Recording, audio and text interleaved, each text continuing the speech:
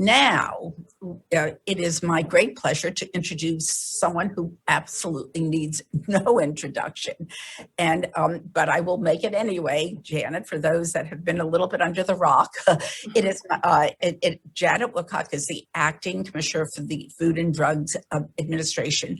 She's had a number of senior leadership positions since first joining the FDA in 1986. It's a long time.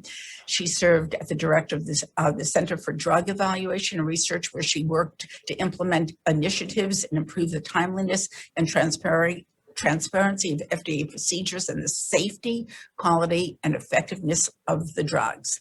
She was asked to lead her expertise for warp speed for developing therapeutics during the COVID-19 pandemic, and such as evaluating the potential benefits from monoclonal antibody treatments and for certain COVID-19 patients. She worked relentlessly and tirelessly. From late 2020, she split her time advising Operation Warp Speed on advancing COVID-19 therapeutics, while she served as the principal medical advisor to the commissioner on key priorities on behalf of the Office of the Commissioner. Thank you, Janet. A hearty, I'm going to quote Amy Abernathy, who says, a hearty and special thank you for all your really hard work. You have been relentless and you have been busy, and we are deeply, deeply appreciative. So now we start some questions that everyone is anxious to, but again, can't do that without a thank you for all you've done for us. So now you're taking on as the acting commissioner of the FDA at an incredible time. Tell us about your transition and what you see as the priorities of the FDA right now during this transition. Thanks, Ellen, and thank you for the kind introduction. And hello, everyone. Delighted to be here. It has been a very difficult time for all of us, and the transition has been kind of slow because I'm still working on some of the therapeutic stuff for warp speed, getting treatments for people with COVID-19, and of course for those particular products that I'm recusing myself from any type of input at FDA so that we don't have any perceived conflict of interest there. When I started on January 20th, my primary objectives were, number one, to make sure that we kept our COVID-19 response up, because FDA has been in the center of this with the medical products. And number two was to make sure that the morale of the agency was maintained. And for that objective, I immediately started a campaign to get our people vaccinated, particularly those who had to go out and do inspections and so forth, or work in the laboratories. And I'm happy to say that we're finishing up on our vaccination campaign, and I think our inspectorate, those who wish to be vaccinated will have been able to be vaccinated, and we can resume inspections in those parts of the world where we're actually able to get into. So that was the main effort, and this included making sure that we move forward on the vaccines and that was adequately supported, the therapeutic work, the diagnostic work, and of course early on we issued a response on variants and gave advice to the world on how we would respond if variants would affect the diagnostics, the treatments, or the vaccines. The good news is the vaccines so far don't seem to be affected. Some of the more advanced variants are affecting the diagnostic tests that are antigen tests, because they use antibodies, and so those antibodies are sensitive. And of course, we've had to withdraw the EUA for bamlanivimab, one of the monoclonal antibodies, because the emergence of variants has rendered that less effective.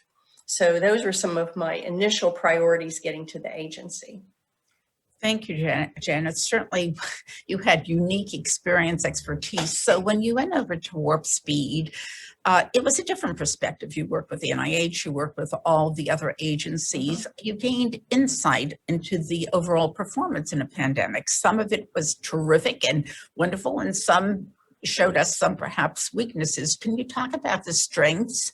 And I guess what we need to have in place going forward. So what you found and what you found that was optimistic, and those areas that we now need to implement for any future pandemics. So it would be great to understand what the reflections are, both positive and where we need to work. Clearly, where there was a concerted national response by the US government to get the vaccines developed in a timely way and therapeutics, this worked extremely well. The vaccine, of course, development was a real triumph, and it was done very well. And we're getting our population vaccinated and protected against at least the current versions of this virus that is circulating. As far as challenges, clearly the response overall of the biomedical research and ecosystem was a bit chaotic, I would say, and particularly the clinical trial ecosystem, because large numbers of small trials were started. They had no hope of giving answers. This was true around the world.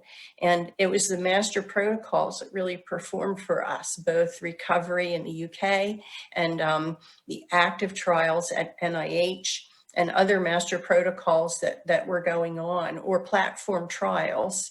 So I think we have learned some lessons, and the therapeutics group, previously known as Operation Warp Speed, has done a lessons learned exercise with many of the agencies, and we have a very long list of recommendations that we'll make available on ways that we could, should this happen again, really smooth the way and probably gather evidence on what works much more quickly than we were able to do this time.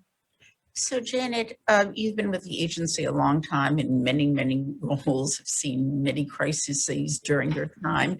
Can you recall another scenario during this time where we've had this kind of massive all hands on deck, where we've had to get into action immediately like we did? Is this, in your memory, certainly this is the most profound, the most major, but there are other times, maybe during HIV or other crises where we were really trying to come together. And I guess with that, what would you take going forward now that you're acting and you're focused solely, certainly on FDA? Any things that you want to change, or any thoughts about what we need to do? Well, certainly, to answer the first part of the question, this was an unprecedented crisis. We've been through biomedical crises before with influenza, with HIV, as you said, with other infectious diseases and other problems, but there's been nothing like this in a very long time in the modern era. And so I think we're really going to learn a lot from this. This is something that is really, hopefully, once in a lifetime, once in several generations, but it was completely unprecedented in its scale, its economic, its human toll.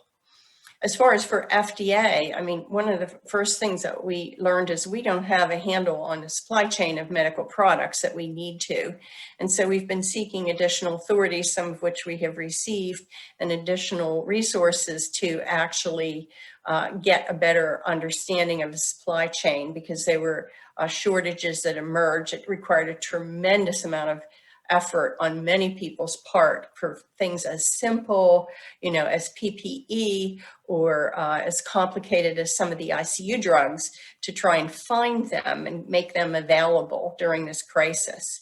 So one of the lessons learned is we need resilience and redundancy in manufacturing. We can't rely on products that are manufactured only in one country.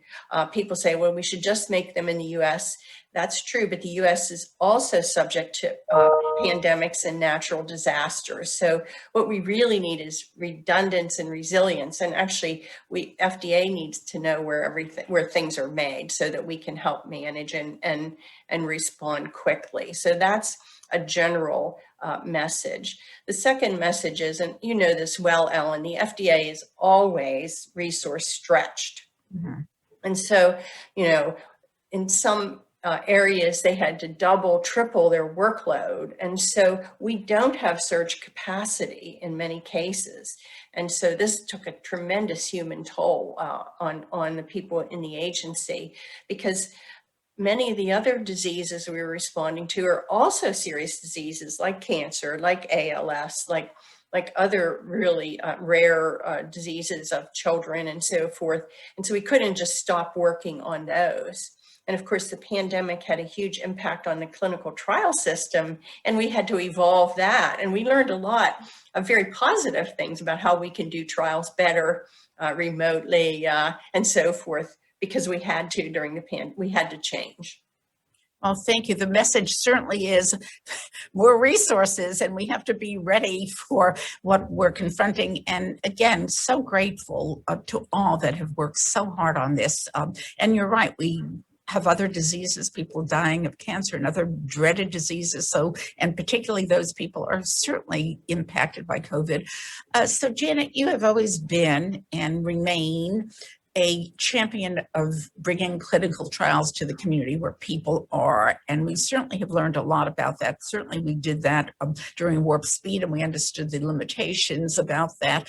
This is really important. Do you want to just repeat or just suggest what we can do so we can decentralize some of these trials while still getting the gold standard of really efficacy and safety, and get them to patients most in need and people and physicians and people in underserved communities, because this has always been a priority for you?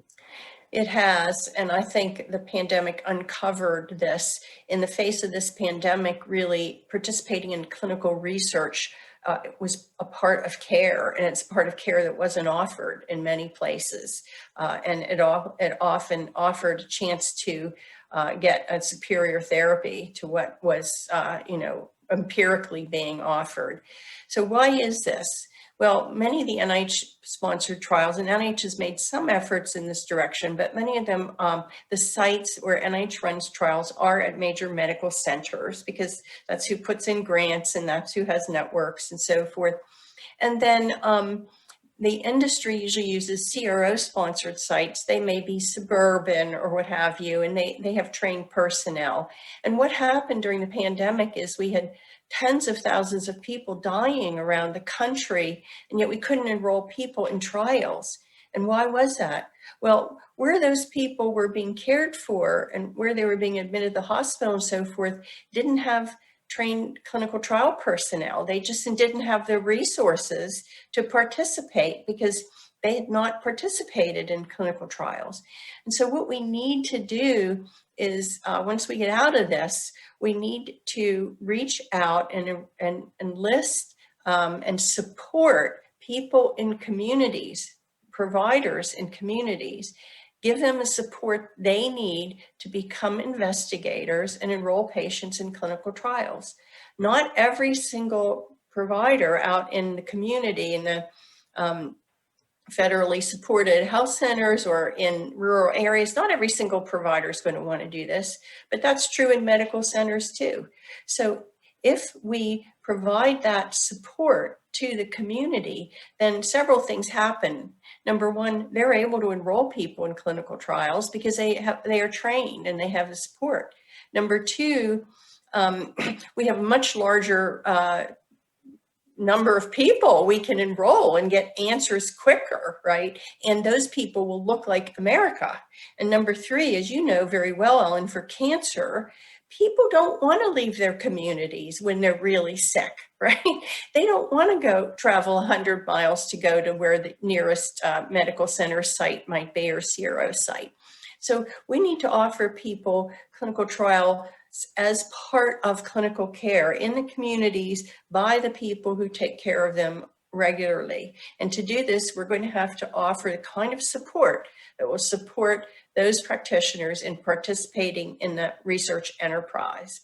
And we should look at this, if I may say one more thing, we should look at this just like we look at the national stockpile, okay? We need a surge capacity to do clinical research. We could have done everything faster had we had this capacity to enlist all those people in answering questions about how to treat COVID-19, for example.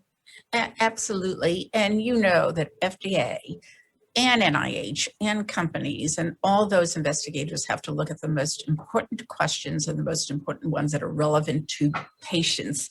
So I have no doubt that you will be on top of this, and we all need this. So you have been very supportive of the Reagan-Udall Foundation, and you know the mission of it and have been a supporter early on. I hope that the foundation has been supportive to the things of convening, the accelerator, all the roles, and we can involve and really be helpful, and have been and want to be continually helpful to this. And this is really important in our mission. And I don't know if you have any final thoughts on what the foundation can do, because again, we are deeply there to serve the mission of the FDA and the science mission, and to bring collaborators together to really help people advance the science and public health mission of the FDA. So any thoughts? I know you've been very, very, very busy, but any thoughts? Well, we certainly appreciate the work on the evidence accelerator, and I think we'll be able to bring all this together at some point and figure out better use of real world evidence and incorporating that, because particularly looking at long-term outcomes and adverse events and so forth, that's going to be really key. I also look forward to working with Reagan-Udall on some lessons learned activities and convening activities around how we could have perhaps done all this better. It's really important, I think, to do that after look and try to figure out, what are the major steps we can take. So if this happens again, we are more agile, we're more effective. And Reagan-Udall is ideally positioned to help us with that. So we really appreciate everything the foundation has done. Well, Janet, we are deeply, as a nation and patients and individuals, grateful to you and all the people at the FDA that have really relentlessly supported the public health mission. Thank you so much. Stay healthy. That's right. We need you. And thank you again from all of us for serving and doing all this to keep us healthy and to protect us. And thanks so much. Thanks for having me.